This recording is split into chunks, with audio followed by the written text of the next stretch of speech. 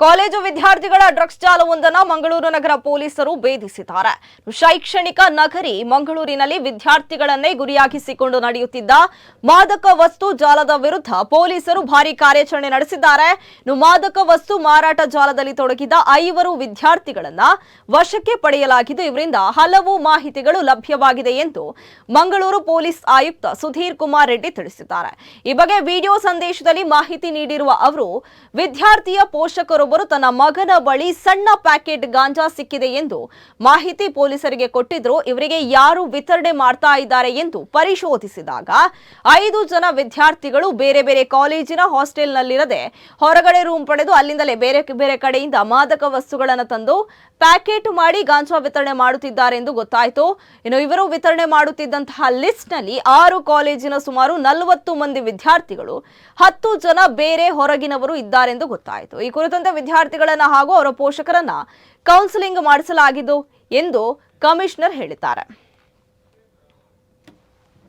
ನಿನ್ನೆ ಸ್ಟೂಡೆಂಟ್ನ ಪೋಷಕರೊಬ್ಬರು ತನ್ನ ಮಗನ ಬಳಿ ಸಣ್ಣ ಪ್ಯಾಕೆಟ್ ಗಾಂಜಾ ಸಿಕ್ಕಿದೆ ಅಂತ ಹೇಳಿ ಒಂದು ಇನ್ಫಾರ್ಮೇಷನ್ ಕೊಟ್ಟಿದ್ದು, ಅದರಂತೆ ಎಂಕ್ವೈರಿ ಮಾಡಿ ಯಾರ್ಯಾರು ಸಪ್ಲೈ ಮಾಡ್ತಿದ್ದಾರೆ ಕಾಲೇಜು ಮತ್ತು ಸುತ್ತಮುತ್ತ ಅಂತ ಹೇಳಿ ತಿಳ್ಕೊಂಡಿದ್ದಾಗ 5 ಜನ ಸ್ಟೂಡೆಂಟ್ಸ್ ಬೇರೆ ಬೇರೆ ಕಾಲೇಜಿನವರು ಹಾಸ್ಟೆಲ್ನಲ್ಲಿರದೆ ಹೊರಗಡೆ ರೂಮ್ ತಗೊಂಡು ಹೊರಗಡೆ ರೂಮಿಂದನೇ ಎಲ್ಲ ಬೇರೆ ಕಡೆಯಿಂದ ತಂದು ಪಾರ್ಸೆಲ್ ಮಾಡುವಂಥದ್ದು, ಪ್ಯಾಕಿಂಗ್ ಮಾಡುವಂಥದ್ದು ಮಾಡಿ ಎಲ್ಲ ಸ್ಟೂಡೆಂಟ್ಸ್ಗೆ ಕೂಡ ಡ್ರಗ್ ಸಪ್ಲೈ ಮಾಡ್ತಾ ಇದ್ದಾರೆ ಅಂತ ಗೊತ್ತಾಯಿತು.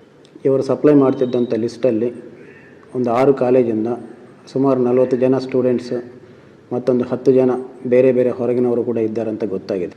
ಎಲ್ಲ ಸ್ಟೂಡೆಂಟ್ಸನ್ನು ಕೂಡ ಕರೆದು ಕೌನ್ಸಿಲಿಂಗ್ ಮಾಡಿಸಲಾಗುವುದು. ಅವರ ಪೋಷಕರಿಗೆ ಕೂಡ ಕೌನ್ಸಿಲಿಂಗ್ ಮಾಡಲಾಗುವುದು.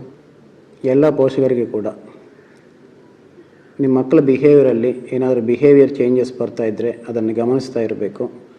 ಏನಾದರೂ ಚೇಂಜ್ ಇದ್ದು ಪ್ರಾಬ್ಲಮ್ ಇದ್ದರೆ ಪೊಲೀಸರಿಗೆ ತಿಳಿಸಿ.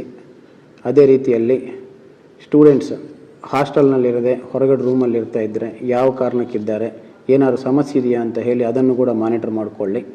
ಪೋಷಕರು ಮತ್ತು ಕಾಲೇಜಿನವರು ಕೂಡ ಸೇರಿ ಮಾನಿಟರ್ ಮಾಡಿಕೊಂಡಿದ್ದರೆ ಇಂಥ ಪ್ರಾಬ್ಲಮ್ ಬರದೇ ಇರ್ತದೆ. ಯಾವುದೇ